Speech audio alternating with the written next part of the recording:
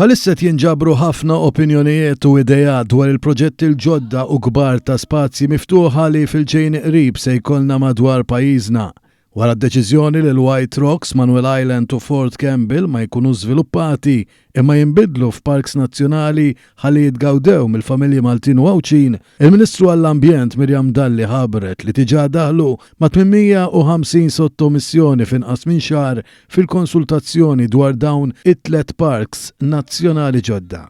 Bid-deċiżjoni li ħadna li l-White Rocks, Manuel Island, Fort Campbell mhux se jmorru għall-iżvilupp kif kienu oriġinarjament jew imorru għand il-privat, dak li seta' kien ħsieb għal ħafna snin taħt amministrazzjonijiet differenti bid-dinni issa darba l-dejjem.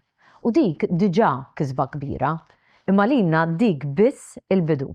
Il-Ministru Dalli komplet tistieden lill-pubbliku biex ikompli jagħti s-suġġerimenti tiegħu ħalli dawn il-proġetti isiru skont ix-xewqat tal-Maltin u l-Għawċin.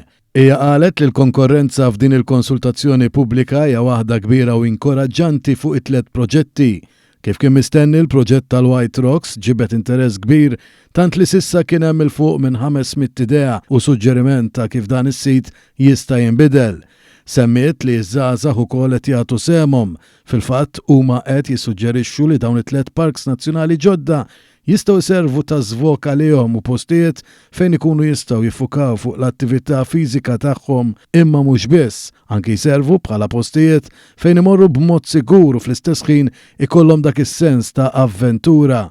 Fil-waqt li Dr. Dalli semmiet li bħalissa għaddejja wkoll ħidma sfieqa fuq qatt ta' spazji miftuħa madwar il-pajjiż kollu hija wriet sodisfazzjon għas-sem ta' ħafna f'din il-konsultazzjoni pubblika fil-waqt li qalet l-impenn tal-Gvern huwa li jibqgħu jinħolqu aktar spazji ħodor f'pajjiżna hija stiednet lil kulħadd biex iżur u jgawdi dawn l-ispazji miftuħa.